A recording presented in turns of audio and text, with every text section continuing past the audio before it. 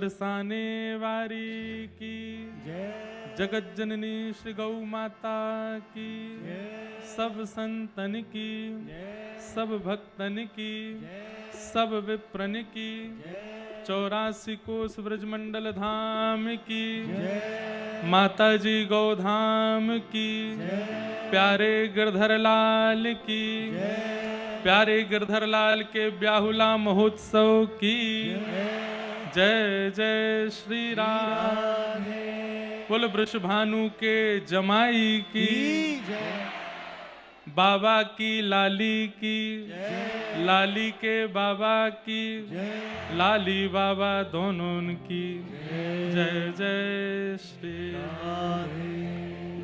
सब लोग विराजमान है जाओ अपने अपने स्थान पे। वाह, खूब आनंद और उत्साह के साथ आज प्यारे गिरधर लाल जी को 5 दिवसीय ब्याहुला महोत्सव प्रारंभ हैरो है। बरसानो धाम सौभाग्य से प्राप्त और वामे भी ये ब्रजमंडल की पावन पवित्र माताजी गौशाला या के प्रांगण में हम आप सब बैठे हैं।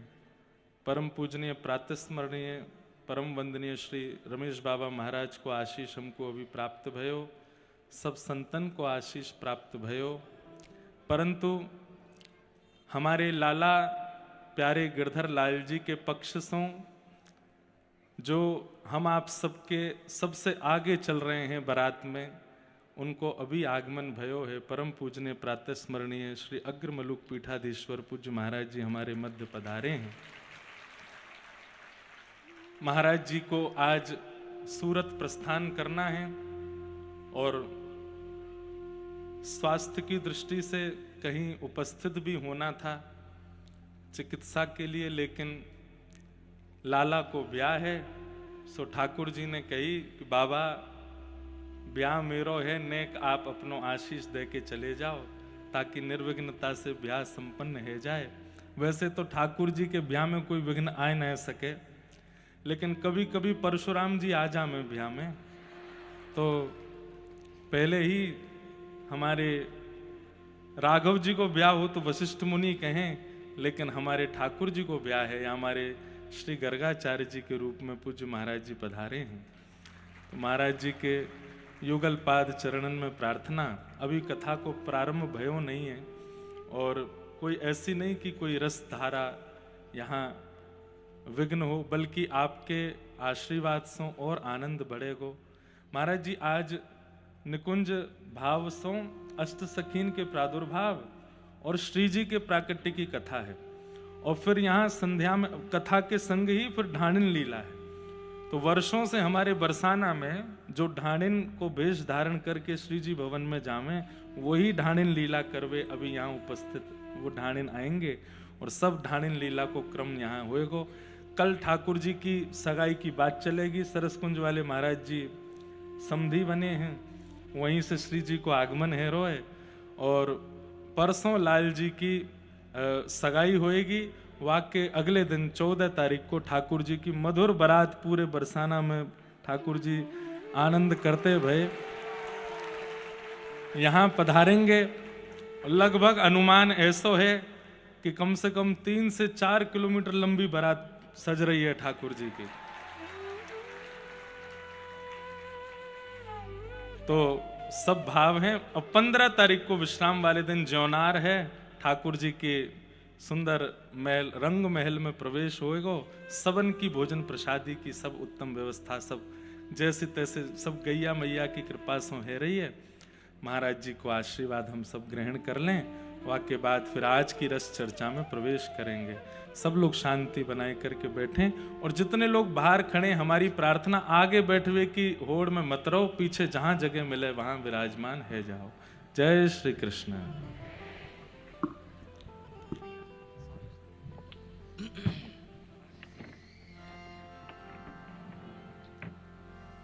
श्री राधा करावचित पल्लव वल्लरी के राधा पदांक विलसन मधुर स्थली के। राधा यशो मुखर मत्त खगावली के। राधा विहार विपिने रमतां मनो में। नमो गोभ्यः श्रीमतीभ्यः सौरभेभ्य एव च। नमो ब्रह्मसुताभ्यश्च पवित्राभ्यो नमो नमः।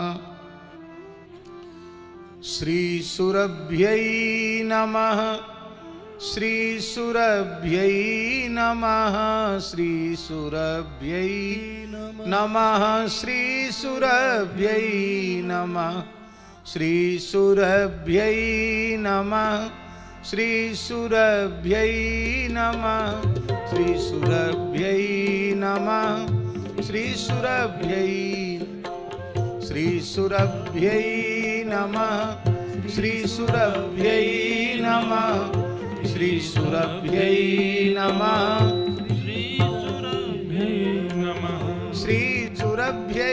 नमः श्रीसुरभ्यै नमः श्रीसुरभ्यै नमः श्रीसुरभ्यै नमः श्रीसुरभ्यै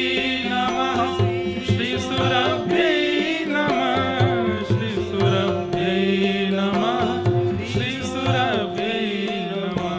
श्रीसुरभ्यै नमः श्रीसुरभ्यै नमः श्रीसुरभ्यै नमः श्रीसुरभ्यै नमः श्रीसुरभ्यै नमः श्रीसुरभ्यै नमः श्रीसुरभ्यै नमः श्रीसुरभ्यै नमः श्रीसुरभ्यै नमः।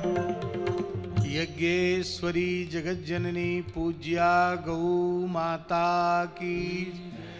श्री माता जी गौशाला की। श्री मान बिहारिणी बिहारी जी महाराज की। श्री दान बिहारिणी बिहारी जी महाराज की। श्री विलासगढ़ बिहारिणी बिहारी जी महाराज की। श्री लाडली जू सरकार की। वरसाना धाम की। प्यारे श्री गिरधर लाल जी महाराज की। उनके ब्याहुला महामहोत्सव की।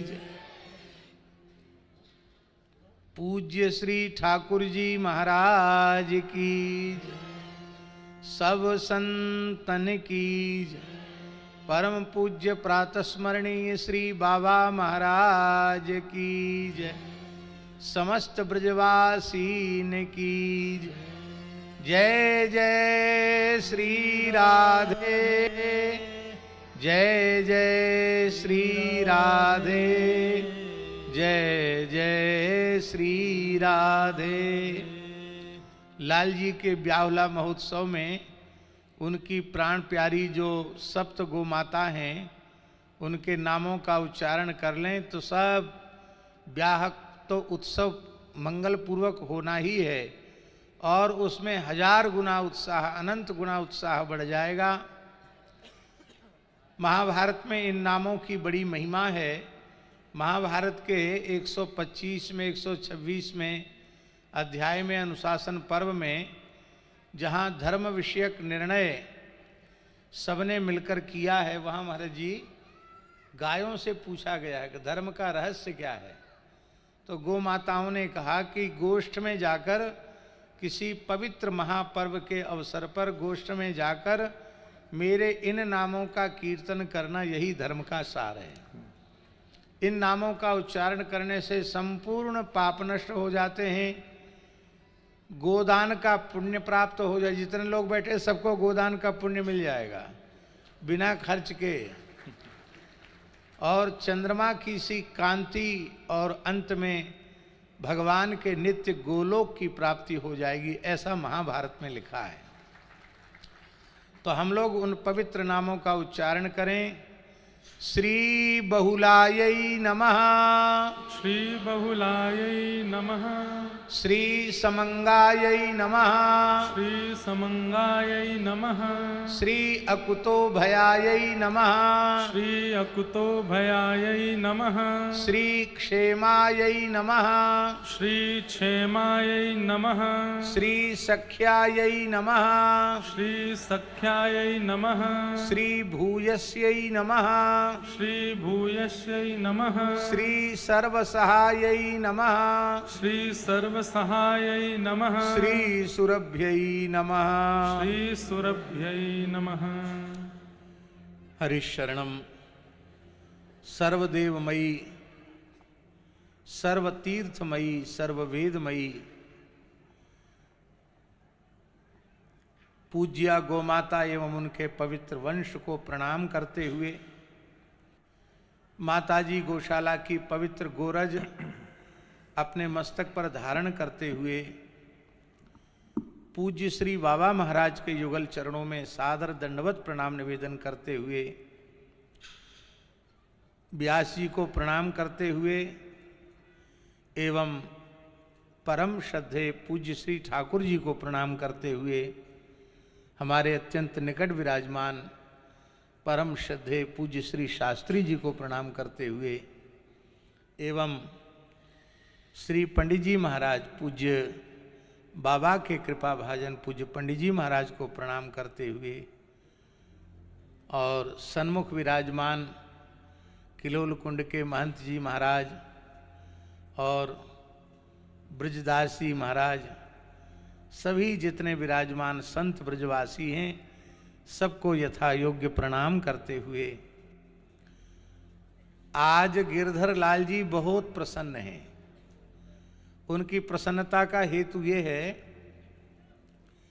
कि सूतिकागार से जब सबसे पहले बाहर ले आए अथवा पूतना लेके आई तो वाके बाद समस्त गोपीजन गोष्ठ में ही लेके ठाकुर जी को आई और गोमूत्रेण स्नापयित्वा पुनर्गोरज सार्वकम रक्षाम चक्रुश्च सकृता द्वादशांगेषु नाम भी। लाल जी का गोमूत्र से स्नान हुआ, श्रीअंग में गोमय का लेप हुआ, गो चरण रज श्रीअंग में पधराई गई और गोपुच्छ का स्पर्श करते हुए गोपियां भगवान नाम से ही भगवान के 12 नामों से 12 अंगों का स्पर्श करके रक्षा विधान करने लगी। तो ठाकुर जी की अत्यंत प्रसन्नता भई कि हमारे नामकरण के पहले सूतिकागार से निकलने के बाद सबसे पहले हम गोष्ठ में आए। और भैया जीवन में सबसे अधिक आनंद को अवसर कोई होए तो वो होए ब्याह को अवसर। तो आज गिरधर लाल जी का विवाह बरसाना नहीं, ब्रज नहीं, संपूर्ण भारतवर्ष में एक स्थान पर इतनी बड़ी संख्या में गोवंश कहीं नहीं, एक जगह पर 50-60 हजार गोवंश की विराट गौशाला के मध्य में श्री गिरधर लाल जी का ब्याहुला हो रहा है। तो गिरधर लाल जी का तो रोम रोम प्रसन्न है। और सरस निकुंज से श्री जी आ रही हैं। अभी आपने हमारे अत्यंत प्रिय आयुष्मान श्री आचार्य श्री इंद्रेश उपाध्याय जी से आपने सुना ही। स्वयं श्री जी कृपा करके सरस कुंज से पधार रही हैं। तो अर्चक लाड़ लड़ाने वाले का ब्याह हुआ है तो भैया अर्च्य का भी विवाह तो होना ही चाहिए। तो श्री गिरधर लाल जी का विवाहोत्सव बड़े समारोह पूर्व, एक तो बरसाना में हो रहा है जो उनकी सनातन ससुराल है। ठाकुर जी सनातन ससुराल तो बरसाने में ही है। तो जो सनातन ब्याह स्थल है वहाँ हो रहा है। और अधिक प्रसन्नता की बात है कि माताजी गौशाला के भीतर यह दिव्य श्री गिरधर लाल जी का ब्याहुला महोत्सव हो रहा है। क्या करें, हमारी मानसिक उपस्थिति पूरे उत्सव में रहेगी, लेकिन आनंद तो ऐसा है कि पूरे समय रह करके इस उत्सव का दर्शन करना चाहिए। निकलने में भी थोड़ा विलंब हुआ और रास्ते में आज जाम भी खूब था। बरसाने में भी आज खूब जाम था। बरसाने में भी काफ़ी यहाँ तक पहुँचने में समय लगा और अभी भाग दौड़ के कैसे भी एयरपोर्ट पहुँचना है, तो ऐसी द्विचित अवस्था है। नहीं तो थोड़ी देर हम और बैठते। बस एक मलुकदास जी की वाणी का एक अंश है, एक साखी है, उसके माध्यम से गिरधर लाल जी को ब्याहुला की आशीष दे करके हम अनुमति चाहेंगे। श्री ब्रजदास जी महाराज, श्री मलुकदास जी ने भी राधा कृष्ण का ब्याहुला लिखा है, उनकी वाणी में भी ब्याहुला है। और एक विशेष बात है कि श्री मलुकदास जी के ब्याहुले से ही एक केस खारिज हुआ। हाँ, हमारे श्री गोपाल प्रभु का पहला रस महोत्सव था, विवाह महोत्सव था जोधपुर में श्री राधा कृष्ण जी के यहाँ। आप भी, ठाकुर जी भी पधारे थे। तो उसमें कुछ लोगों ने न्यायालय में कह दिया कि पूस महीना में विवाह हो रहा है और राधा जी के साथ तो विवाह हुआ ही नहीं। अब बड़ी समस्या हो, कहीं स्टे ना आ जाए, इतना बड़ा उत्सव का सब वो हो गया। तो हमारे पास वकील को लाए, तो हमने कहा पुराणों में प्रमाण। बोले पुराण नहीं बाबा, 100-200 साल पहले कोई प्रमाण चाहिए। हमने कहा 500 साल पहले को मिल जाए, फिर तो कहना क्या है।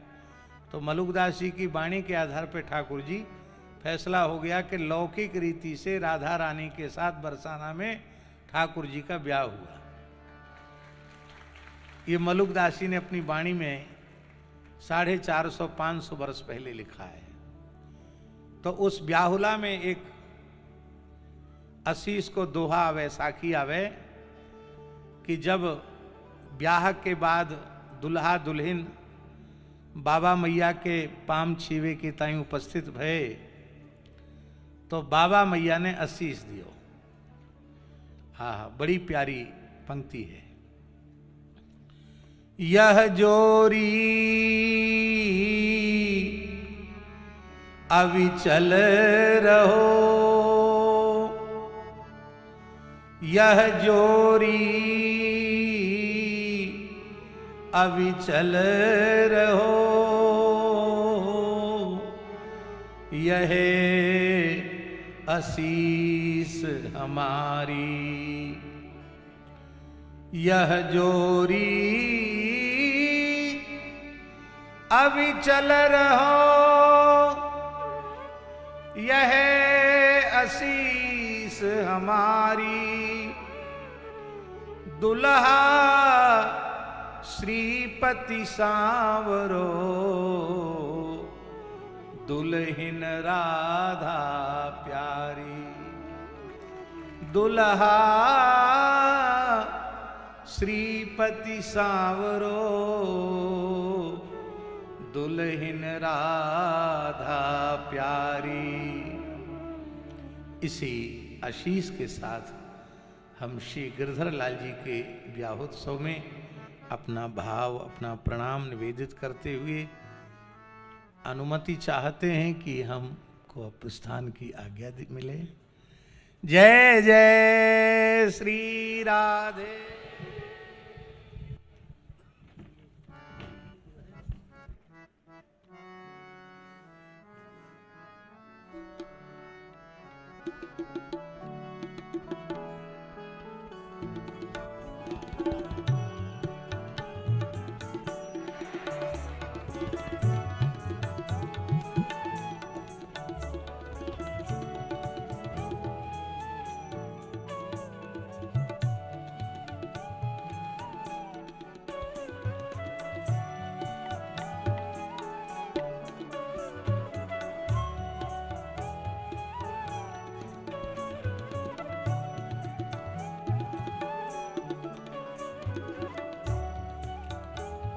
बोलो श्री राधा गिरधर लाल की जय, श्री बरसाना धाम की जय, सब संतन की जय, सब भक्तन की जय, सब विप्रन की जय।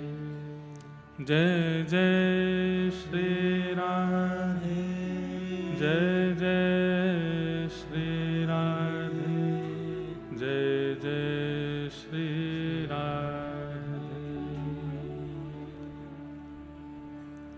परम पूजनीय प्रातः स्मरणीय पूज्य महाराज जी का मंगलमय आशीष हम आप सबको प्राप्त हुआ।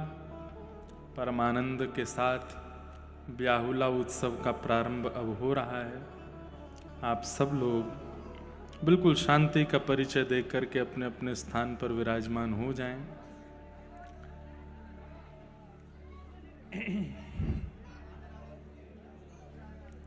संकट हरेंगी करेंगी भली वृषभानु की लली, संकट हरेंगी करेगी भली वृषभानु की लली। त्रिभुवन पति तूने बस में कियो, त्रिभुवन पति तूने बस में कियो।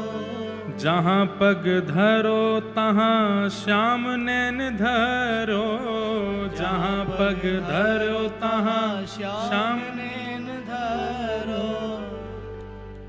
अरि मुक्ति हूँ तेरे चरणन में पड़ी वृषभानु की लली, मुक्ति हूँ तेरे चरणन में पड़ी वृषभानु की लली। मेरो संकट हरेंगी करेंगी भली वृषभानु की लली, संकट हरेगी करेगी भली। और ये पंक्ति मुझे बहुत अच्छी लगे। ये हमारे ब्रज को बड़ो प्राचीन कीर्तन है, बड़ो प्राचीन। मतलब आप ये सोच लीजिए कि जब से कीर्तन की विधा प्रारंभ भई होगी तब से हमारे ब्रज में ये कीर्तन गायो जा रहो है। राधा श्री राधा जो गाए, राधा श्री राधा जो गाए। कोटि जग बाधा कुपल में ही टारे, कोटि जग बाधा कुपल में जुटारे। और दुष्टन के दल में मची खलबली वृषभानु की लली, दुष्टन के दल में मची खलबली वृषभानु की लली।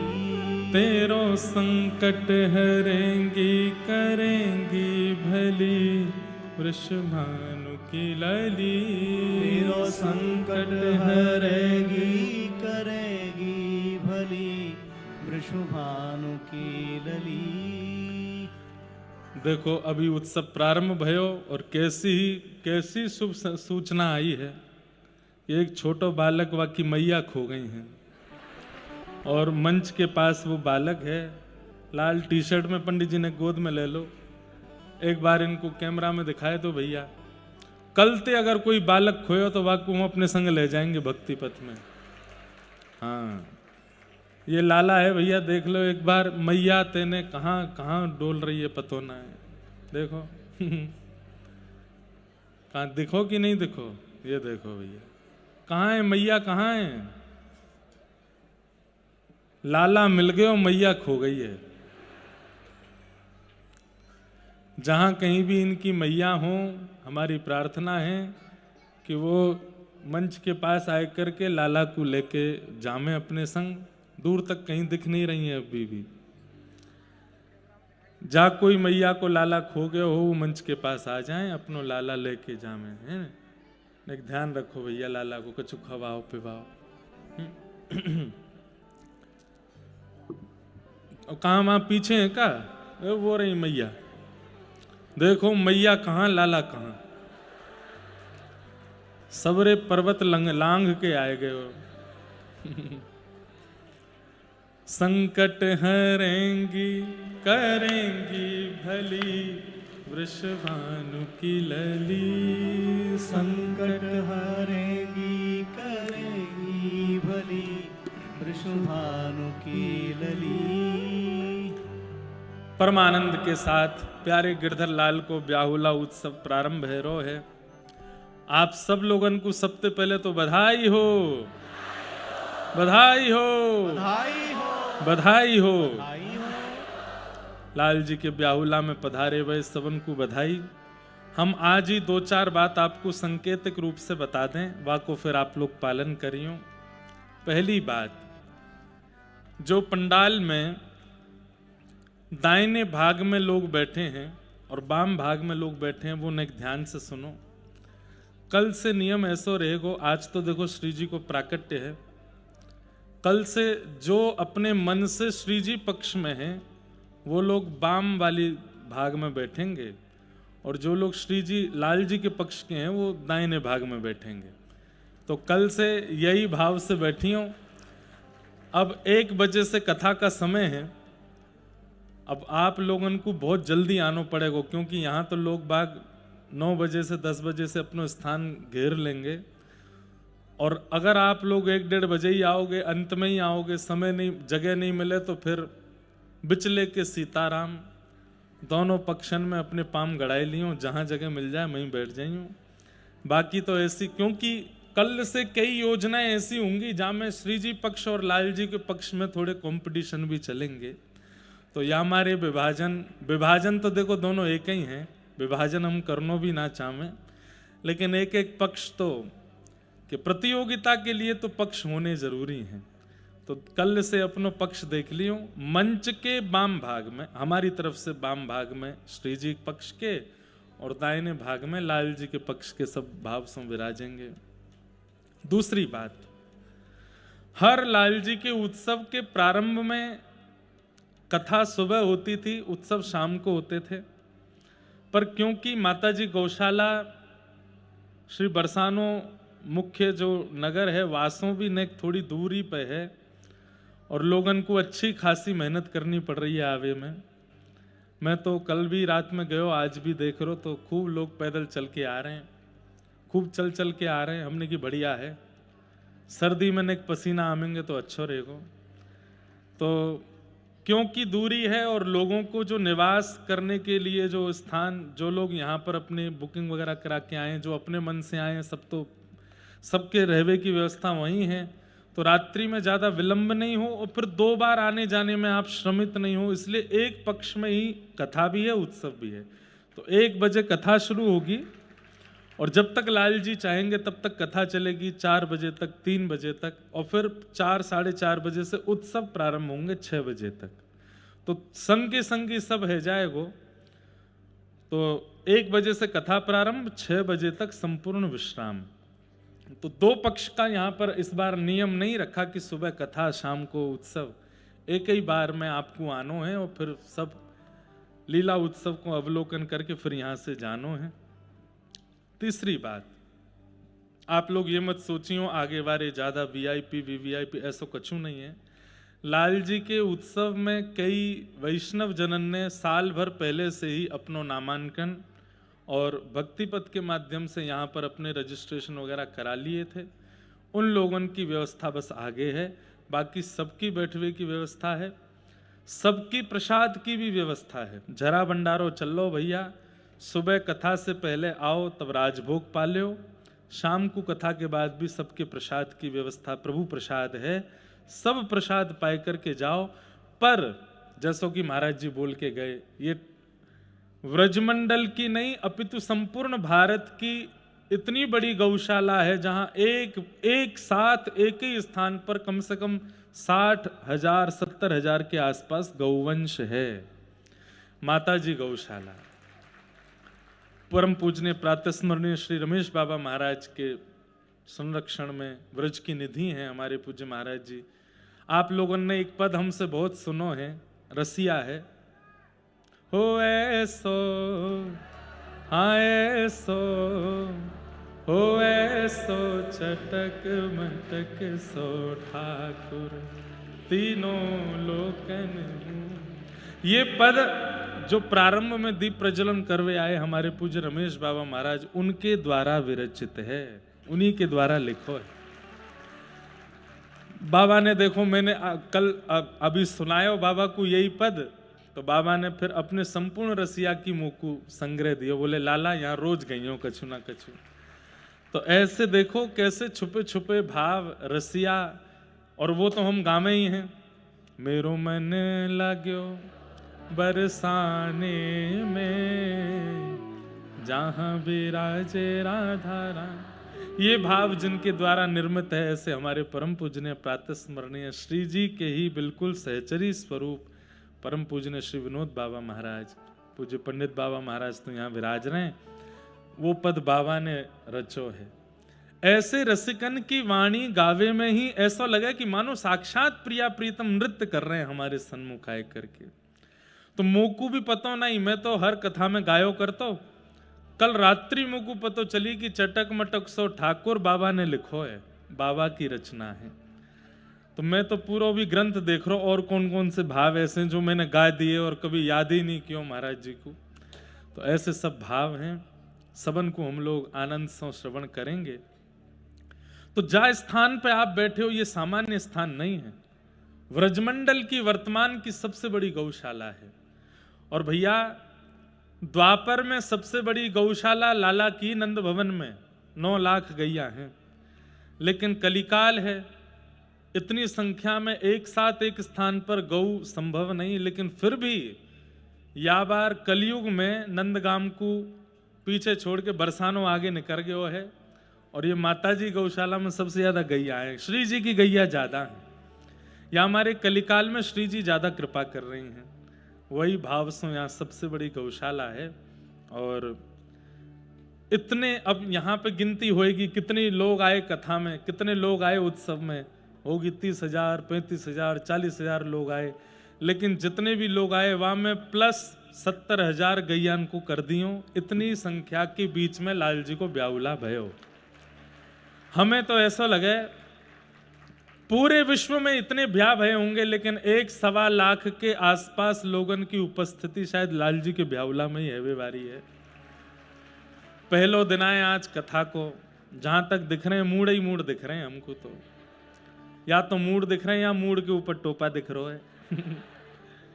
ये लोग बाहर खड़े हैं।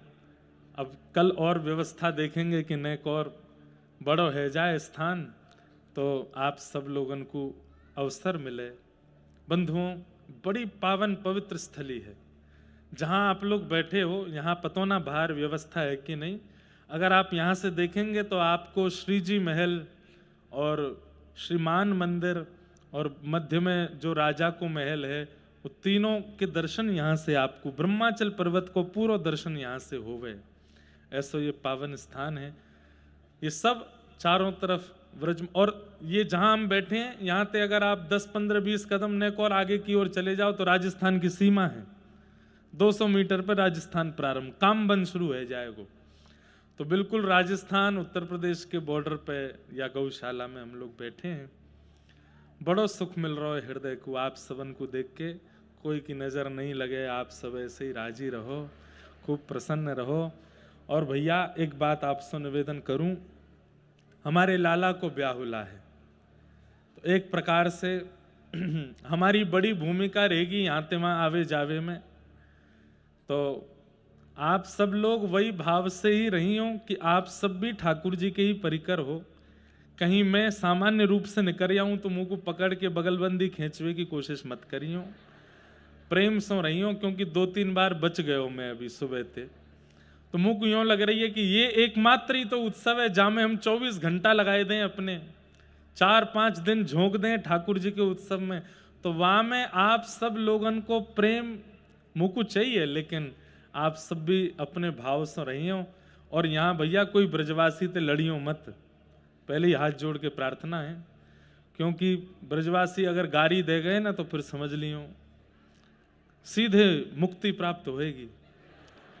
ब्रजवासीन की गारी बड़ी मनोहर रहे, लेकिन हमारी ब्रजवासीन से प्रार्थना, ब्रजवासीन को स्वभाव टेढ़ो ना है, सीधो है। बड़े सरल हैं ब्रजवासी, सहज हैं ब्रजवासी, बा भाव सो ब्रजवासी सब यहाँ विराजें। आप सब लोग भी खूब प्रेम से, जो लोग व्यवस्था में आ गए हैं अच्छी बात है, जिनको व्यवस्था नहीं मिली है तो प्रयास करेंगे कि यही पंडाल में ही आपको कंबल गद्दान की व्यवस्था कर दें, यहीं सो जाइए, जहाँ जगह मिले वहीं स्नान कर लियो। प्रसाद की तो व्यवस्था कर ही रखी है। और जो धनी मानी जन हैं, जिनके पास ठाकुर जी ने खूब सेवा की व्यवस्था कर रखी है, वे लोग भी कछु न कछु व्यवस्था करवाते रहियो। इतनी संख्या में सबन की व्यवस्था जैसे बने, लाल जी को उत्सव न भूतो न भविष्यति होना चाहिए।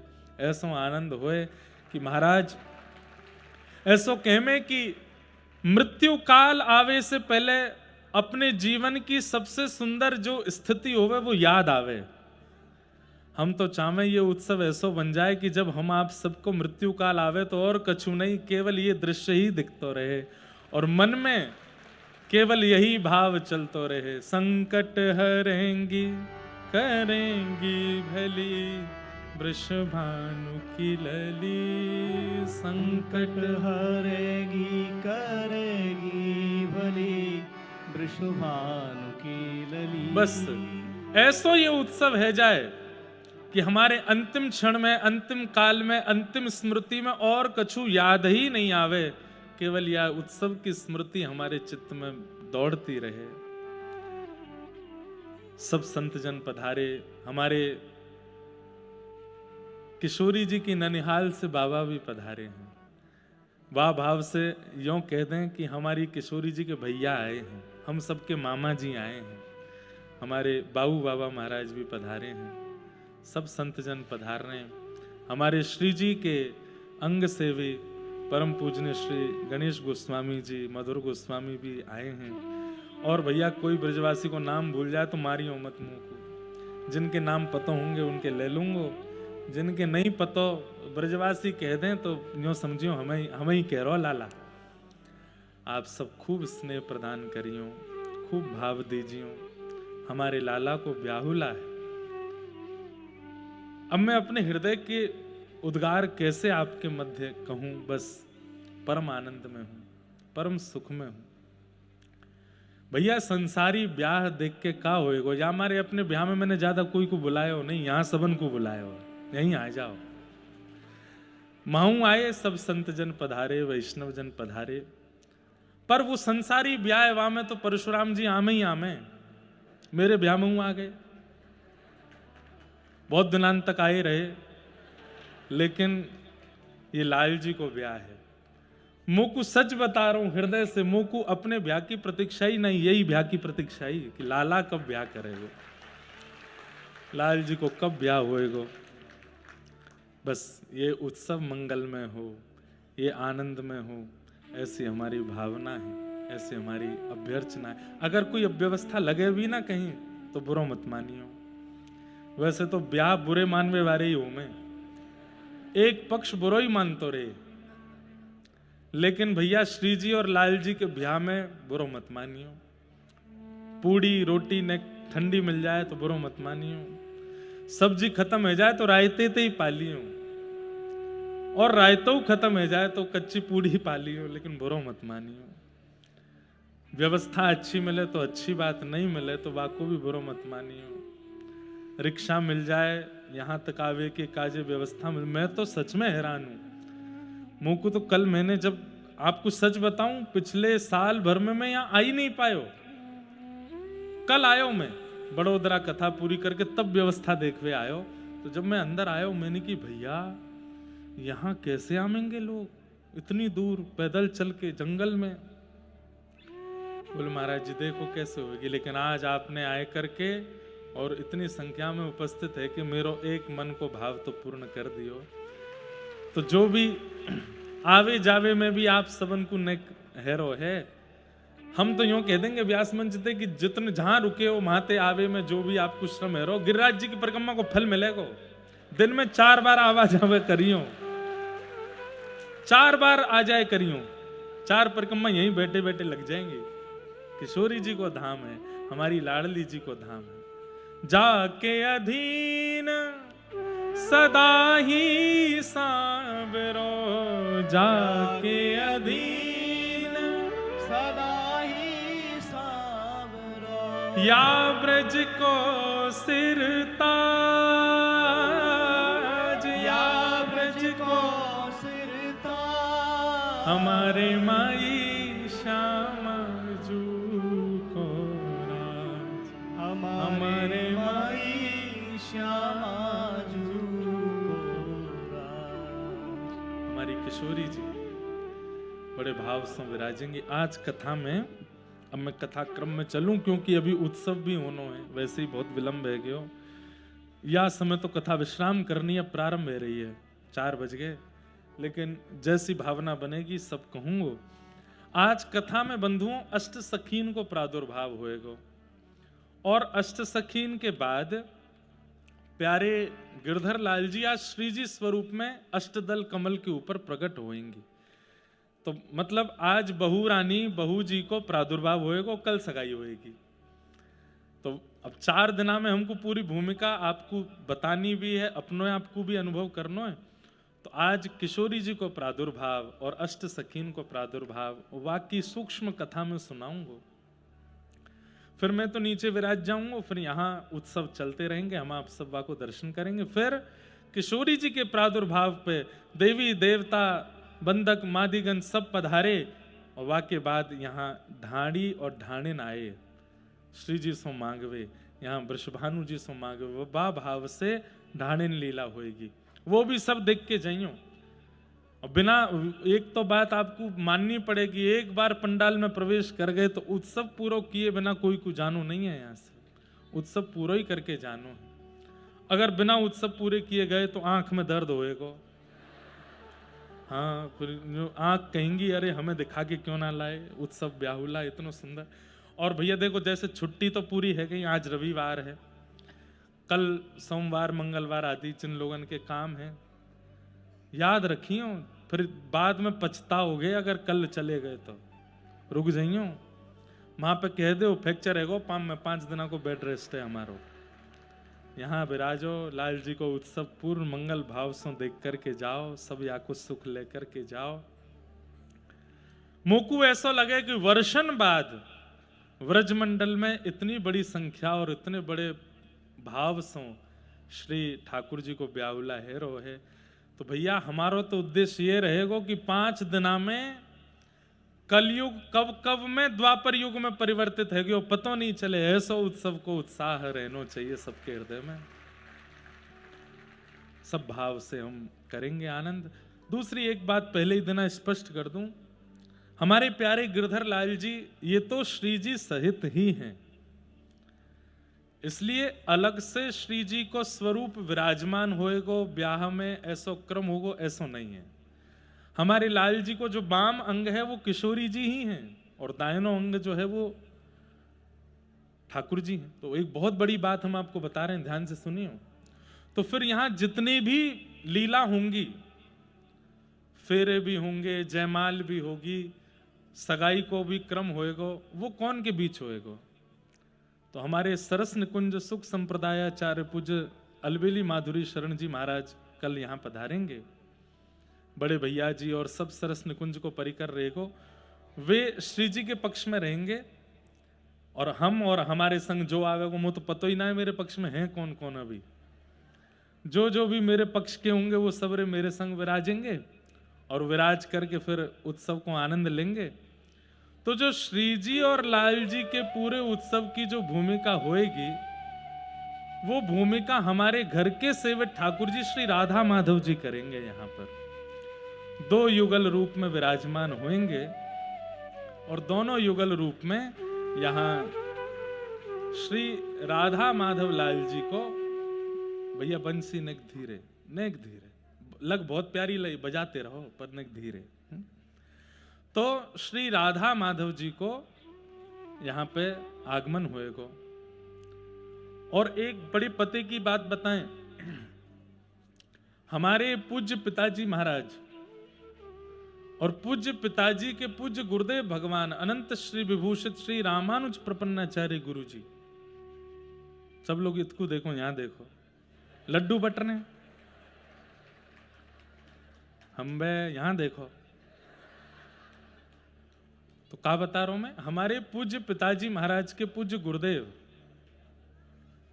मुझको पता काय को हंस रहे हो, यहां देखो अब। तो हमारे पूज्य पिताजी के गुरुदेव श्री अनंत विभूषित श्री रामानुज प्रपन्नाचार्य गुरु जी, उनके सेवा के ठाकुर जी, वे आज तक कभी घर से बाहर नहीं गए। आज तक लगभग गुरु जी की सेवा में 30-40 वर्ष विराजे और गुरु जी को निकुंज प्रवेश किए हुए 29वां वर्ष है गयो। तो अब आप लोग अनुमान लगा लो कि लगभग 65 वर्ष 70 वर्ष के आसपास ठाकुर जी को है गए। घर से बाहर कभी ठाकुर जी गए नहीं। 70 वर्ष बाद पहली बार बरसाने आए हैं श्री राधा माधव प्रभु। और ये भी बड़ी पते की बात है कि पहली बार पूरे विश्व को उनके दर्शन होंगे श्री राधा माधव जी के। तो हमारे गिरधर लाल जी सिंहासन पर विराजेंगे, लेकिन जो ब्याह की पूरी प्रक्रिया है वो हमारे श्री राधा माधव प्रभु करेंगे, जो कि 80 वर्ष से सेवा करवा रहे हैं अपनी। आज पहली बार सुबह उनको घर से लेके आया हूं मैं यहाँ, पहली बार घर से बाहर गए श्री रामानुज गुरु जी के सेवा के ठाकुर जी। उनके दर्शन सबको नहीं हुए, पहली बार आज मंच पे होंगे हमारे घर के ठाकुर जी। तो जितनी भी प्रक्रिया नव दंपति की होगी वो उनके मध्य होगी।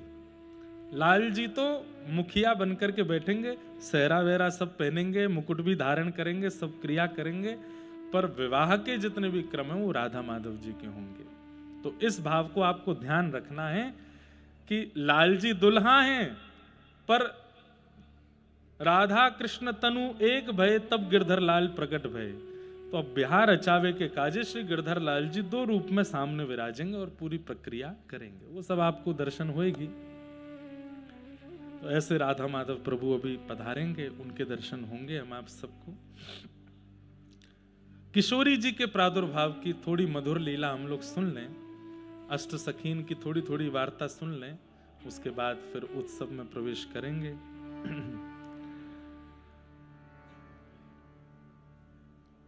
ठाकुर जी के 3 प्रधान शक्ति हैं, स्वरूप शक्ति, तटस्था शक्ति और माया शक्ति। ये 3 शक्ति हैं। बहुत ध्यान से सुनिएगा सब लोग, एक टक होकर के बैठो। 3 शक्ति हैं, स्वरूप शक्ति, तटस्था शक्ति और माया शक्ति। ठाकुर जी की माया शक्ति कौन सी, जिसमें मैं और आप हम सब लोग डूबे हुए हैं, वो ठाकुर जी की माया शक्ति है। कभी किसी व्यंजन का आकर्षण, कभी किसी वस्त्र का आकर्षण, कभी किसी व्यक्ति का आकर्षण, कभी किसी स्थान का आकर्षण। ये आकर्षण जो हमारे चित्त में आकर के हमको अपनी ओर खींचता है, ये ठाकुर जी की माया शक्ति है। वो भी ठाकुर जी की ही शक्ति है, माया शक्ति, जिसे हम मोह भी कहते हैं। ठाकुर जी की दूसरी शक्ति है जिसको तटस्था शक्ति कहते हैं। तटस्था शक्ति का मतलब क्या है? भगवान ने मुझे सामर्थ्य दी है, अब उस सामर्थ्य का मैं दुरुपयोग करूं कि सदुपयोग करूं, यह मेरे ऊपर निर्भर करता है। बहुत ध्यान से सुनने वाली बात है। जैसे आपने मेरे सामने बहु व्यंजन रख दिए और मेरे सामने दाल रोटी चावल रख दिए। अब आपने कही महाराज जी जो आप पानो चाहो पाओ। अगर मेरी जीभ पे मुंह को कंट्रोल होएगा तो मैं सामान्य दाल चावल खा के पेट ही तो भर लूंगा। लेकिन अगर मेरी जिह्वा में आकर्षण होएगा तो मैं बहु व्यंजन की ओर भागूंगा। ये ठाकुर जी की तटस्था शक्ति है कि वो शक्ति आपको प्रदान करते हैं भोग भोगने की। अब आप उससे भोग भोगो कि भोगों का त्याग करो, ये आपके ऊपर निर्भर करता है। थोड़ी क्लिष्ट है सके भाषा, लेकिन ध्यान से सुनियो। जैसे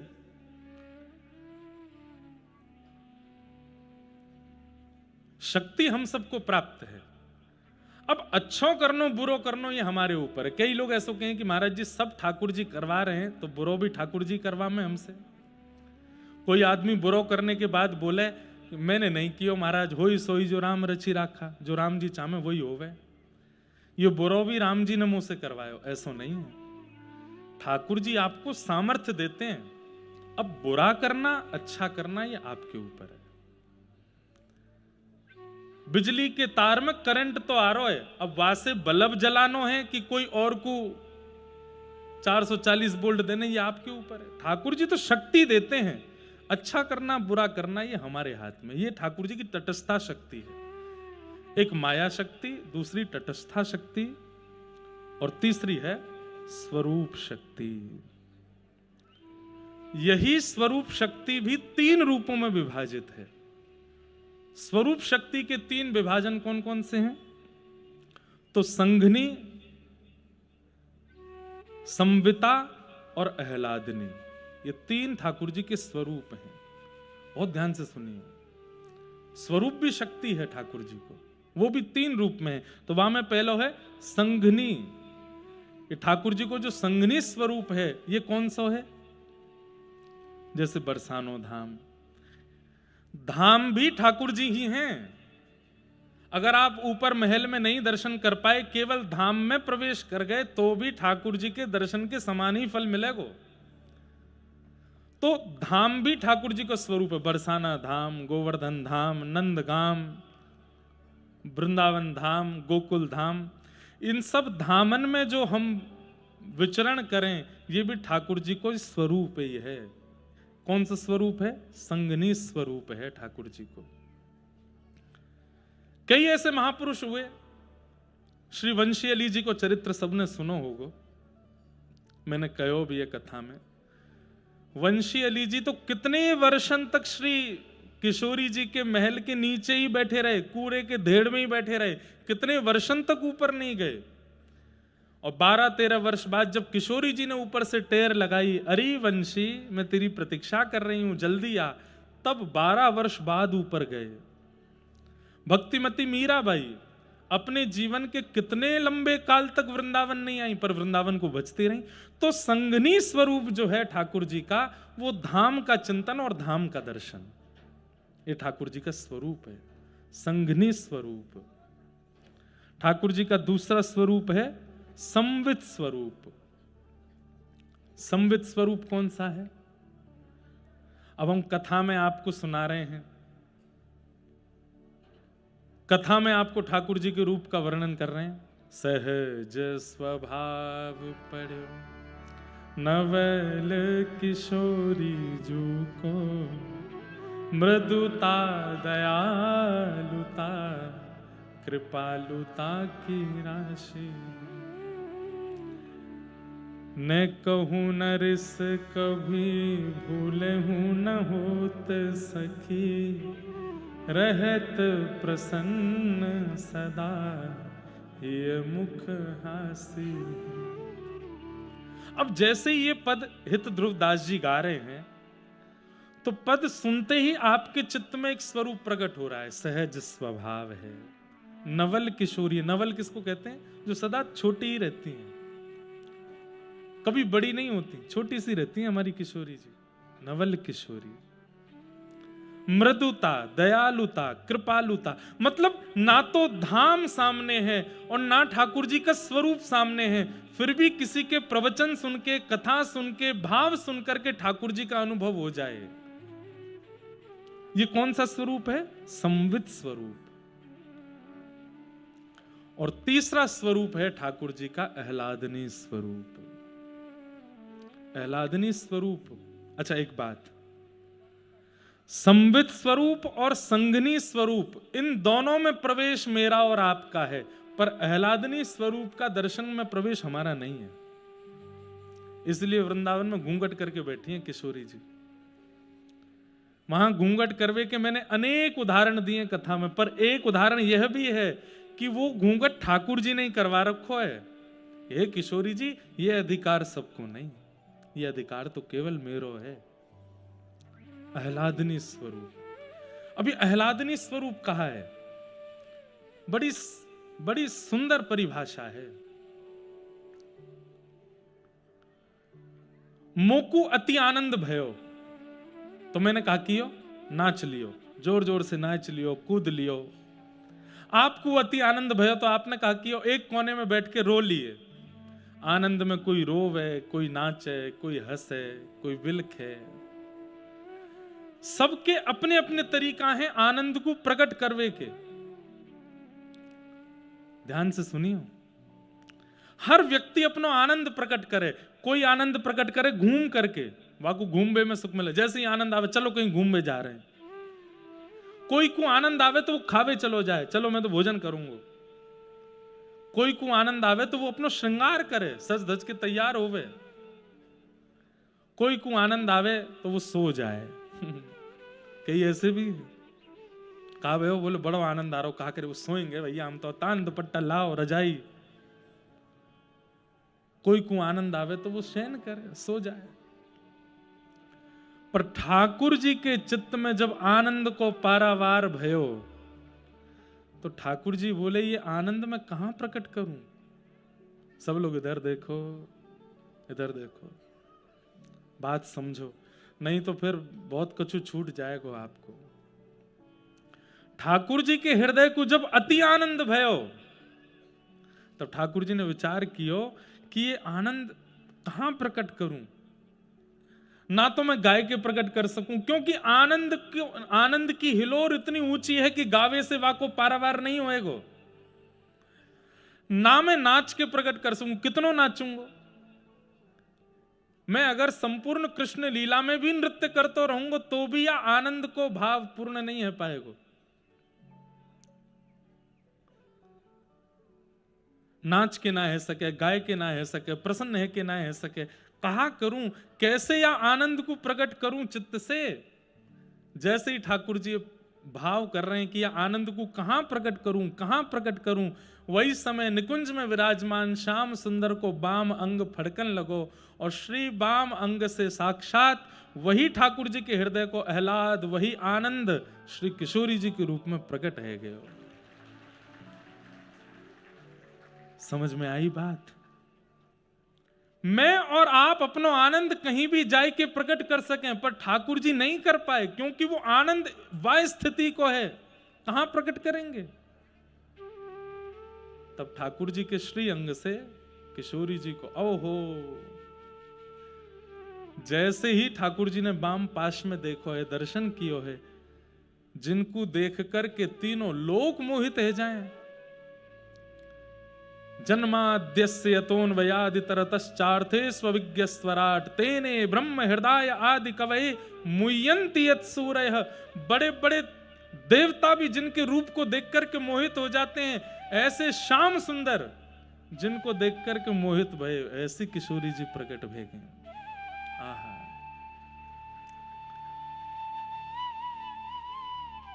कौन है किशोरी जी?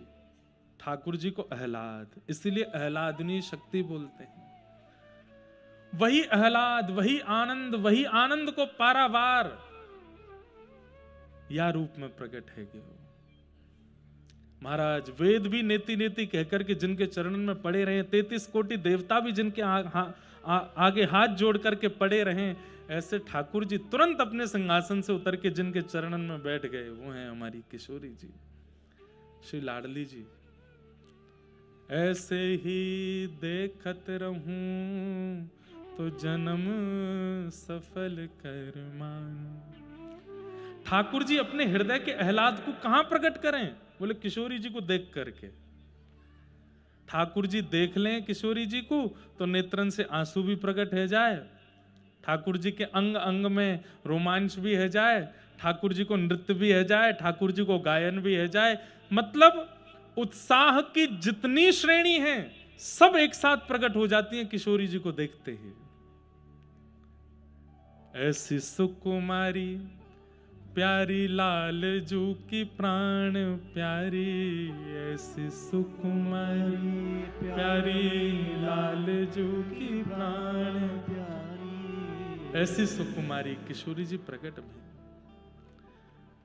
अब तो स्थिति ठाकुर जी की ऐसी भई कि बस पलक भी नहीं झपकते हैं, ऐसे ही देखत रहूं, किशोरी जी को निहारते रहते हैं।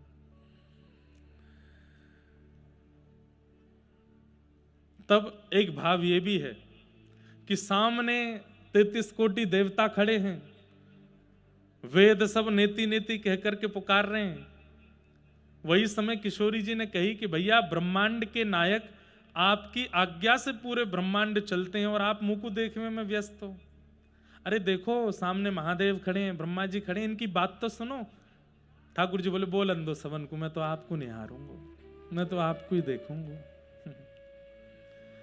तब किशोरी जी ने ब्रह्मांड के सुख के कारण कि भाई ये मुंह को देखते रहेंगे तो कैसे चलेगा संसार, ये सामने देखेंगे तभी चलेगा। तब किशोरी जी ने फिर घूंघट कर लियो। जैसे किशोरी जी ने घूंघट किया, ठाकुर जी बोले ऐसे मत करो, बोले चलो सीधे बैठो, सबकी बात सुनो और जो जो विश्व की क्रियाएं हैं वो सब संपादित करो। तब ठाकुर जी उठ के बगल में बैठे तो ब्रह्मा जी की, महादेव की, इंद्र की, चंद्र की जो भी वार्ता ये सब सुनी, सुन करके सब कियो। ठाकुर जी मन में बड़े संकोच में आ गए, मैं कहां करूं, कैसे यार रस को आस्वादन करूं मैं। तभी पृथ्वी ने प्रार्थना करी कि महाराज भार बढ़ गयो मुंह पे, आप प्रकट हो। तब ठाकुर जी ने आज्ञा करी, वसुदेव ग्रहे साक्षात भगवान पुरुष पर, हे पृथ्वी तुम चिंता मत करो, वसुदेव जी के यहां साक्षात कृष्ण रूप धारण करके मैं आऊंगा। सब देवी देवतान में भाग दौड़ लगी है, सब जाकर के ब्रजमंडल में अपने अपने रूप धारण कर रहे हैं। ब्रह्मा जी ब्रह्माचल पर्वत बन गए जिस पे बरसाना धाम है, ये पूरा पर्वत ब्रह्मा जी का स्वरूप है।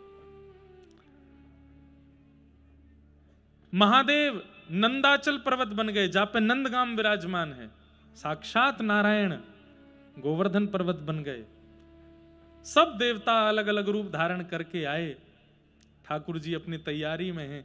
तभी किशोरी जी से प्रार्थना करी, हे श्यामाजू आप भी चलो, आप भी पधारो। तब किशोरी जी ने 3 चीजन की मांग करी, गोवर्धन, यमुना और वृंदावन। ये 3 यदि जाएंगे तो मैं आऊंगी। इसका मतलब ये तीनों पृथ्वी के नहीं है, ये तीनों गोलोक धाम से आए हैं, नित्य निकुंज से पधारे। तब ठाकुर जी ने गिरिराज जी, यमुना जी और वृंदावन को व्यवस्थित किया और तब हमारी किशोरी जी को आगमन भयो, निकुंज से आगमन या धाम पर। तो निकुंज में प्रकट कैसे भई हैं? ठाकुर जी के आह्लाद के भाव से, इसीलिए आह्लादनी शक्ति हैं श्री राधा रानी। अब धरा धाम पर वो कैसे प्रकट भई, ये कथा हम सुनेंगे। व्रजमंडल में भादों को महीना, अष्टमी तिथि और अर्धरात्रि में श्री यशोदा मैया के गर्भ से साक्षात नीलमणि श्री ठाकुर जी प्रकट भये। पूरे ब्रजमंडल में बधाई गवन लगी, बधाई हैन लगी। दूसरो ही दिना भयो, मतलब एक दिना के लाला भये।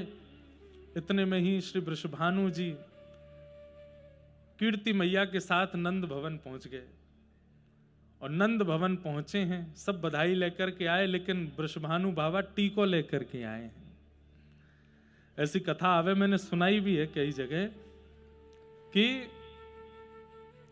वृषभानु जी और नंद बाबा ये दोनों जमुना जी में स्नान करते भये एक दूसरे से कहते, हे यमुना मैया आप कृपा करियो, हम दोनों को एक एक संतान दीजियो, पर एक सी संतान मत दियो। मतलब दोनों के लाला लाला ना हो या दोनों के लाली लाली ना हो, एक के लाला हो एक के लाली हो, तो हम या मित्रता को संबंध में परिवर्तित कर देंगे, दोनों को ब्याह कर देंगे। यही भाव से वृषभानु जी और नंद बाबा दोनों गोते लगा में यमुना जी में, और बस प्रतीक्षा कर रहे हैं कौन के यहां से पहली खबर आवेगी। तभी बरसाने में खबर पहुंची कि नंद भवन में लाला भयो है। और जैसे ही सुनी नंद भवन में लाला भयो, श्री वृषभानु जी तो महाराज टीको लेकर के गए हैं ठाकुर जी को।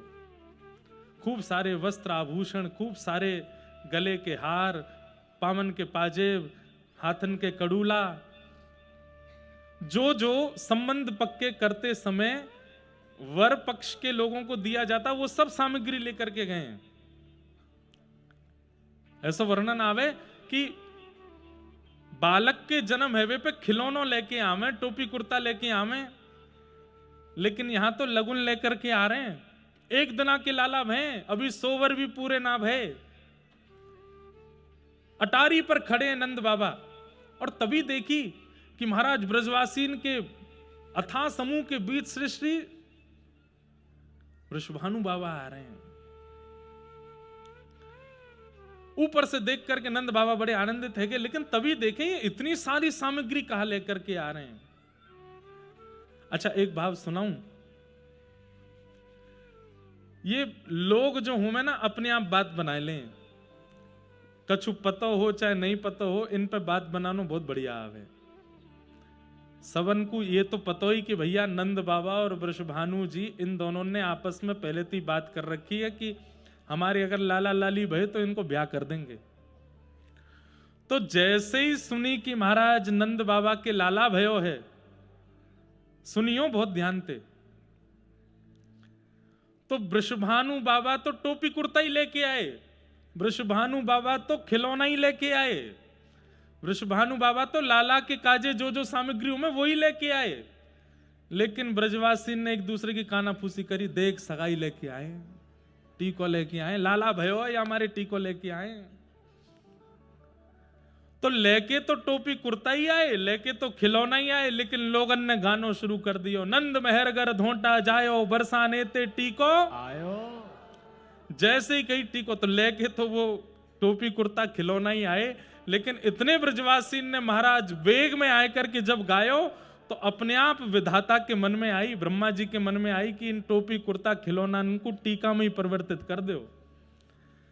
वृषभानु जी भी हैरान रह गए। क्यों? जब सामग्री नंद भवन में जाकर के एक एक सामग्री के ऊपर ते कपड़ा हटाए, तो वहां में श्रीफल अपने आप आ गए, वहां में नारियल अपने आप आए गए, गले के हार अपने आप आए गए, पामन की छोटी छोटी जूती आए गई। वृषभानु आओ कीर्ति मैया तक एरी मेहर जी कहा लेके आई, हम तो खिलौना लेके आए, हम तो मेवा बाटी लेके आए, हम तो मिष्ठान लेकर के आए, ये सब परिवर्तित कैसे है क्यों? बोले अरे भैया ब्रजवासी नहीं 33 कोटि देवता भी चाह रहे हैं कि संबंध पक्को कर चलो, यही संबंध कर चलो। नंद बाबा आए, आकर के हृदय से लगायो, अरे आप सबन के आशीर्वाद सो लाला भयो है। बोले आपके लाला है, हमारे तो जमाई है। एक दिन आके जमाई राजा सास ससुर की गोद में डोल रहे हैं। वृषभानु बाबा गोद में लेकर के कैसे खिला रहे हो, जय हो मेरे दामाद जी।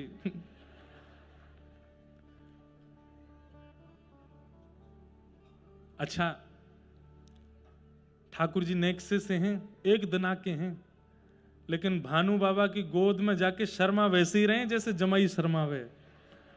या हमारे आज तक श्रीनाथ जी के नेत्र नीचे ही है, आज वो शर्म कर रहे हैं कि कहीं बरसाने के ना आए हो कोई। अद्भुत लीला है भैया ब्रज की। वृषभानु जी ने लाला को गोद में उठायो, कीर्ति मैया गोद में ले रही हैं और बार बार चरण वंदन कर रही हैं, जमाई के पांव छू रही हैं, सिर से लगा रही हैं। लेकिन दूर कोने में खड़े हुए नंद बाबा और श्री यशोदा मैया चिंता कर रहे हैं। बोले क्यों? बोले दुल्हा तो बना दियो हमारो लाला, जमाई तो बना दियो, पर दुल्हन तो आई ना है अभी तक, बरसाने में कोई खबर तो आई ना है अभी तक। दो मत हैं, एक मत से तो श्री जी 1 साल बड़ी हैं ठाकुर जी से, एक मत से श्री जी 1 साल छोटी है। हमें तो दोनों मत में राजी हैं, बड़ी हो चाहे छोटी हो। छोटी हैं तो भी तो इन्हीं को ही राज चल रहा है, या हमारे बड़ी बता दो। तो अभी तक लाडली जी के प्रादुर्भाव के कोई संकेत नहीं है बरसाने में। तो नंद बाबा यशोदा मैया कह रहे हैं कि ये टीको करके जा रहे हैं, लाला के गले में हार पहना के जा रहे हैं, संबंध पक्को करके जा रहे हैं, और कहीं बरसाने में लाला है गयो तो। यशोदा मैया बोली अपनी ये चिंता एक बार कह दो भानु बाबा से, क्योंकि भैया आशा ही परमम दुखम, कहीं ये इतनी आशा करके चले जाएं, सब्र संबंध करके चले जाएं, और कहीं बाद में खबर में तो कोई लाला ही आयो फिर का होएगा। तो नंद बाबा ने भानु बाबा से कही, हे भानु बाबा हमें आपको संबंध स्वीकार है, और स्वीकार का हमारी तो बचपन से यही बात रही कि भैया मेरे लाला होएगो तो आपकी लाली ते ब्याह होएगो, आपको लाला भयो तो मेरी लाली ते होएगो। लेकिन ठाकुर जी की कृपा से हमारे लाला है गयो, पर अभी तक बरसाने ते तो कोई खबर ऐसी है ना है। तो आप ये संबंध पक्को करके जा रहे हैं, टीको करके जा रहे हैं। मैं तो बस या मारे कह रहा हूं कि विधाता के विधान को कोई जाने ना है, वो कहा कर दे। बोले मैं यही मारे तो टीको करके जा रहा हूं। बोले काय को? बोले मोकू पतो चली। कहा पतो चली?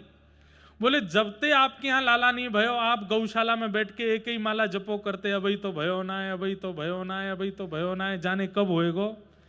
आपकी माला से ही लाला भयो, अब कल ते माला फेरनी शुरू कर दो, अभी तो भई ना है, अभी तो भई ना है, बरसाने में भई ना है, जाने कब होएगी। कल ते आप ही नाम जप शुरू कर दो। और सबरे नंदगाम गोकुल के ब्रजवासी की जिम्मेवारी है, हम टीको करके जा रहे हैं तुम्हारे लाला को। अब तुम सब प्रार्थना करो, गैया ते, गिरिराज जी ते, यमुना जी ते, कि बरसाने में लाली ही होनी चाहिए, तब ही संबंध राजी होएगो, पक्को होएगो। हम तो टीको करके आपके ऊपर जिम्मेवारी डाल के जा रहे हैं, लग जाओ सबरे भजन में।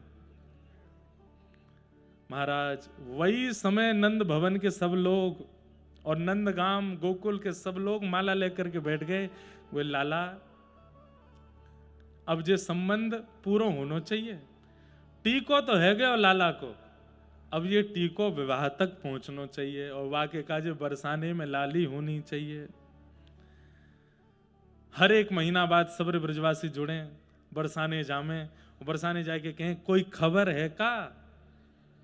बोले अभी तो कोई खबर ना है, नेक और तपस्या करो। कोई गिरिराज जी की परिक्रमा लगा रहा है, कोई जमुना जी में 100 गोता लगा रहा हो कि इतनी मन्नत और इतनी प्रार्थना तो लाला के काजे ना भाई जितनी किशोरी जी के काजे भाई है, कि लाडली जी आनी चाहिए, नहीं तो नाक कट जाएगी हमारी। ऐसा संबंध पहले नहीं भयो।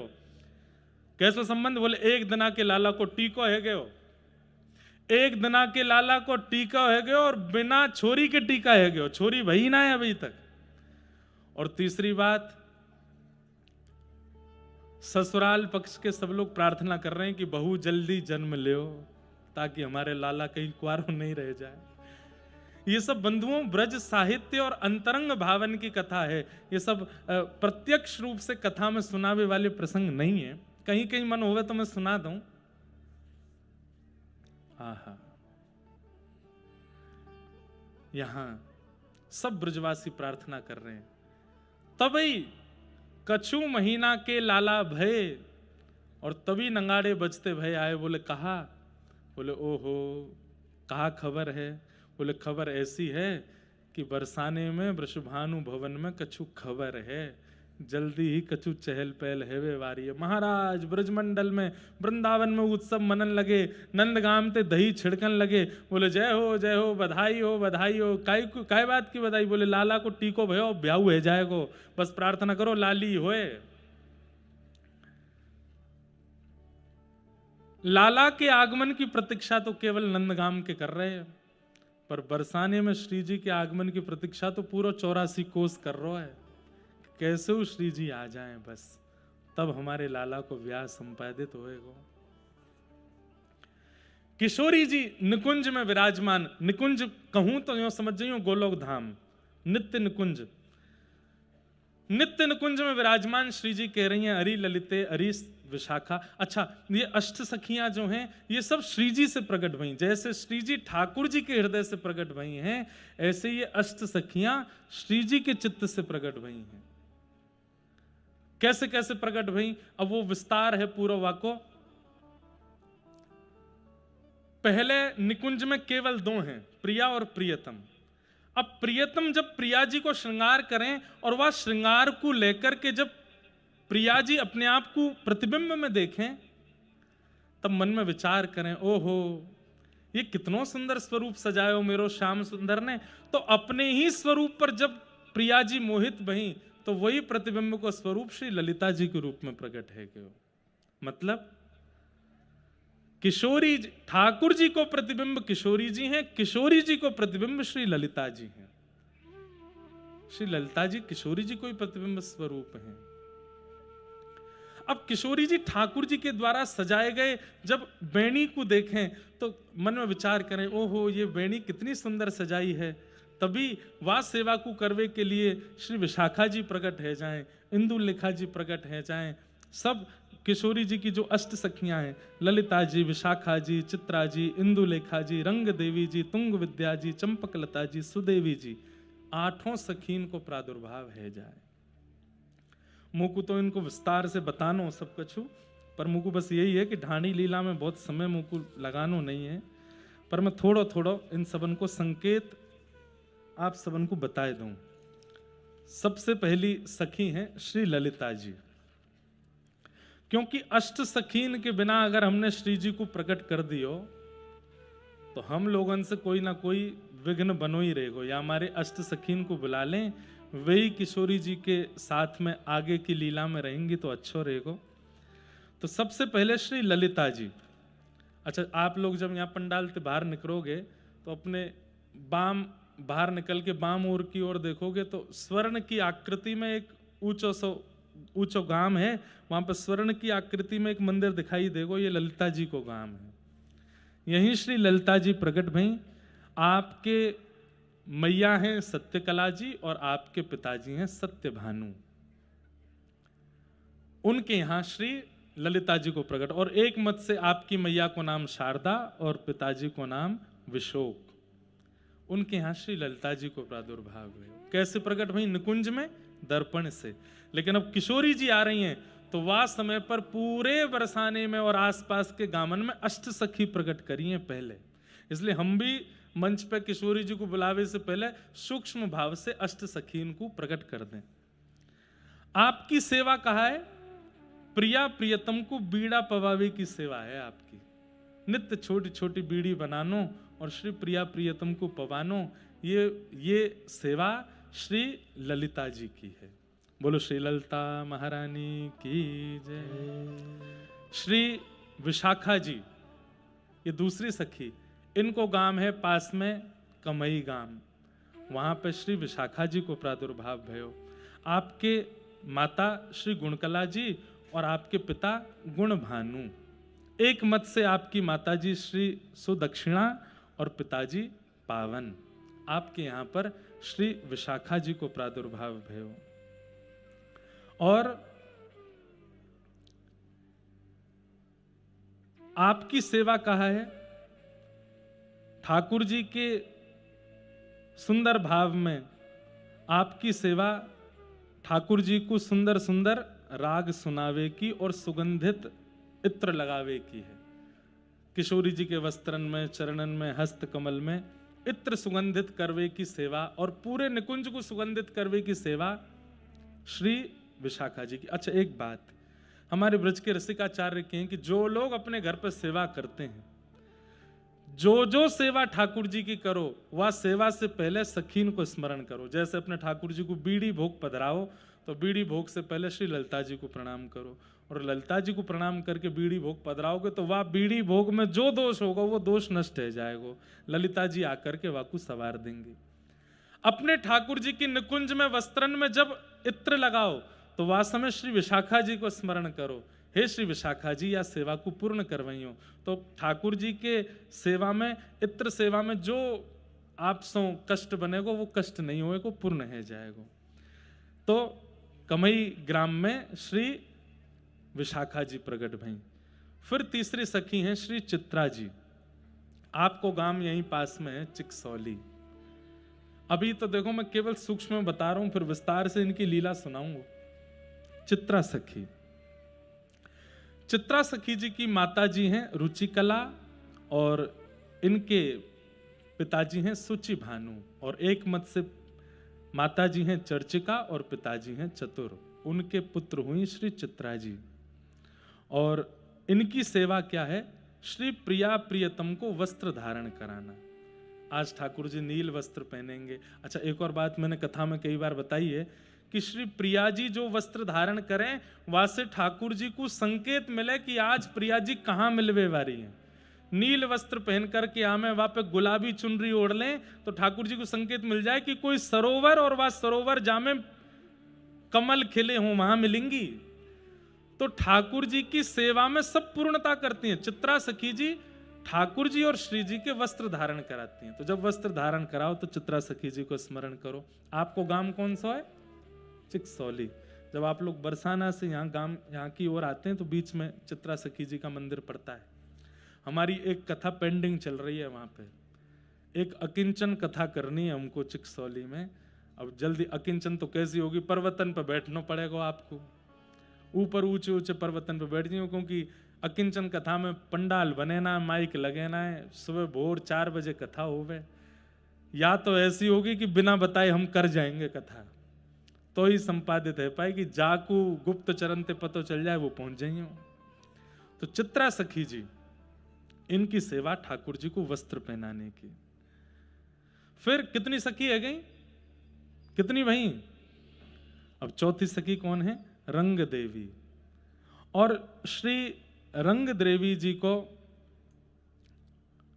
जो गांव है वह को नाम है सखौली गांव, और आपकी माता जी हैं धर्मकला और पिताजी हैं धर्म भानु। और आपकी सेवा क्या है? इनकी सेवा किशोरी जी के सामने गोष्ठ लीला में जब ठाकुर जी और प्रिया जी जाते हैं उस समय श्रृंगार करवे की। देखो ये भी बात है, जब यमुना तट पे जामे, निकुंज में जामे, तब श्रृंगार वहां पे चित्रा सखी कर रही है, लेकिन जब गोष्ठ में आएंगे यानी कि गौशाला में जाएंगे लीला करवे के लिए, वास्तव में श्रृंगार की सेवा इनकी है और बाकी राग सुनावे की सेवा इनको ठाकुर जी ने प्रदान कर रखी है। श्री रंग देवी। वाक्य बाद श्री चंपक लता जी, आपको गांव है करहेला, पास कोई गांव है करहेला, वहां पे आप प्रकट भई। आपकी माताजी चंद्रकला और श्री पिताजी चंद्र भानु, आपकी पुत्री भई चंपक लता जी। और आपकी सेवा का है? सेवा है चंवर डोलावे की। ठाकुर जी जब सेज पर विराज जाएं तो वास्तव में चंवर करवे की सेवा श्री चंपक लता जी की है। कितनी सखी है गई? 5। अब छठवीं सखी कौन है? श्री सुदेवी जी। सुदेवी जी को सुनहला गांव है, वहां आपको प्रादुर्भाव भयो और स्वर्ण जैसी इनकी कांति है।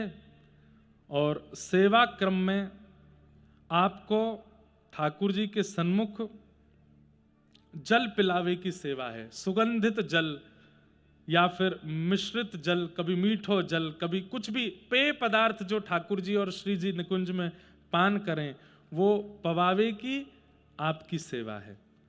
फिर अगली सखी हैं इंदुलेखा जी। आपके सुंदर भाव, आपको गांव है आंजनोखा गांव, आंजनोक गांव, वहां आपको प्रादुर्भाव भयो। आपकी माताजी बेला और पिताजी सागर, और आपकी सेवा है नृत्य करनो और नृत्य करके श्री प्रिया प्रियतम को सुख प्रदान करनो। ऐसी श्री इंदुलेखा जी भई। फिर भई श्री तुंग विद्या जी। तुंग विद्या सखी के माताजी हैं मेघा और पिताजी को नाम है पुष्कर। एक मत से अलग अलग नाम भी इन सबन के हैं। और आपको गांव है डबहारा गांव, वहां आपको प्रादुर्भाव भयो। और इनकी सेवा कहा है? सेवा कार्य में ये ठाकुर जी को सदा गीत सुनामें और वीणा वादन करके सुनामें, ठाकुर जी को सुख प्रदान करें। श्री तुंग विद्या जी। ऐसे करके अष्ट सखीन को प्रादुर्भाव निकुंज में भयो। फिर किशोरी जी ने उनको आज्ञा करके कही कि अब मैं आवे वारी हूं, आप सब जाए करके विराजमान हो जाओ। तब यहाँ के आसपास के गामन में एक एक करके अष्ट सखी प्रकट भई हैं। और अष्ट सखीन के बाद ठाकुर जी की जन्माष्टमी वहां नंद भवन में पूरी भई। 1 महीना पूर्ण होते ही यहाँ भानु भवन में श्री भानु बाबा को और श्री कीर्ति मैया को एक सुंदर स्वप्न भयो। और स्वप्न में दोनों ने सुंदर कमल वर्ण की एक लाली को दर्शन कियो। अचानक सोते सोते आप उठ गए और उठ करके एक दूसरे को अपना स्वप्न सुनाने लगे। भानु बाबा बोले, अरे सखी तुम काहे को उठ गई? कीर्ति मैया बोली मैं तो उठी से उठी, आप काहे को उठे? बोले मैंने एक स्वप्न देखो। कीर्ति मैया बोली मैंने भी एक स्वप्न देखो। आपने कहा स्वप्न देखो? बोले पहले तुम अपनो बताओ। कीर्ति मैया बोली नहीं पहले आप अपनो बताओ। तब भानु बाबा बोले मैंने तो स्वप्न में देखो एक कमल वर्ण की सी सुंदर सी एक लाली, बड़ी सुंदर बड़ी मनोहर घुटमुन घुटमुन चलती आई और मेरी गोद में आए कि मेरी दाढ़ी ते खेल रही है। वहां को रूप इतना सुंदर, मैं एक झलक ही देख पायो रूप की, और इतने में ही वो गोद ते उतर के पता ना कहाँ चली गई। पीछे पीछे दौड़ता रहो, जन कौन से कक्ष में प्रवेश कर गई, मिली नहीं तो हड़बड़ाई कि मैं उठ गयो। कीर्ति मैया बोली वही कमल कली सी लाली जो आपकी गोद में खेल रही, आपकी गोद तो उतर के मेरे कक्ष में आए कि मेरे गोद में खेलने लगी। ऐसा मोकू स्वप्न में दिखो है, वही कमल कांति की लाली मेरी गोद में खेल रही है। बस ये चर्चा कर ही रहे हैं दोनों, रात्रि को समय है और इतनी चर्चा हेते ही प्रसव पीड़ा है लगी। अभी मैं एक पद सुना नहीं रहा हूं, बहुत विस्तृत हो जाएगा। उसमें 9 महीना का पूरा वर्णन है। कीर्ति मैया को 9 महीना तक क्या क्या संकेत हो रहे हैं, क्या क्या भाव हो रहे हैं, उन सब का वर्णन उसमें किया गया है। तो उसमें वर्णन करते हैं कि जब तीसरा महीना आयो तब तीसरे महीने में क्या हुआ। अब सुनाई दूं, कौन सा कहीं भागे जा रहे हो। यहां भागवत जी विराजमान है, बीच बीच में भागवत जी को पुट आएगो, लेकिन मुख्य रूप से तो हमें निकुंज रस चर्चा करनी है, निकुंज के भाव सुनने हैं। तो आप सब लोग बड़े भाव से सुनियो। प्रथम मास जब लाग्यो ही अनुराग्यो, भाग्य बड़े जाग्यो री अमंगल भाग्यो। पहलो मास जैसे ही आयो तो क्या हुआ, अमंगल। अमंगल किसको कहते हैं? अमंगल द्योतक जो कुछ भी होता है वो सब होना बंद हो गया। ना तो स्वप्न में कुछ गलत दिखता है, ना प्रत्यक्ष में कुछ गलत होता है। जितने भी अमंगल कार्य हैं वो सब मंगल होने लगे। ये प्रथम महीने में हो रहा है। प्रथम मास जब लाग्यो अमंगल भाग्यो। द्वितीय मास जब आयो, द्वितीय मास जब आयो कही बचन सुनायो, सखी सो जनायो री। दूसरा महीना जब कीर्ति मैया को लगो है तो मैया को ने एक आभास होने लगो कि कछु बात है। तो सखीन को बुलाकर के कीर्ति मैया ने बताया है कि मुंह को कछु अनुभव है रोए, कि ऐसा लगे कि कुछ प्रसव पीड़ा जैसी हल्की हल्की कछु प्रसव के लक्षण लग रहे हैं। सखीन को बताया हो। तृतीय मास गोप रानी परम सुख सानी, कहत मृदुबानी जी लली उर आनी। तीसरे महीना में मैया को पतो चल गई कि लाली है गर्भ में। बोले कैसे पतो चली कि लाली है? सब सकीन ने पूछी, लाला भी तो है सके, आपको कैसे पतो कि लाली है? तृतीय मास जब आन्यो परम सुख सानी, कहत मृदुबानी जी क्या लली उर आनी। सब सहचरी बोली कैसे पतो कि लाली है? तब कीर्ति मैया कह रही हैं, अहो लक्षण देख अभूत परम हर्षित भई। अरे लाला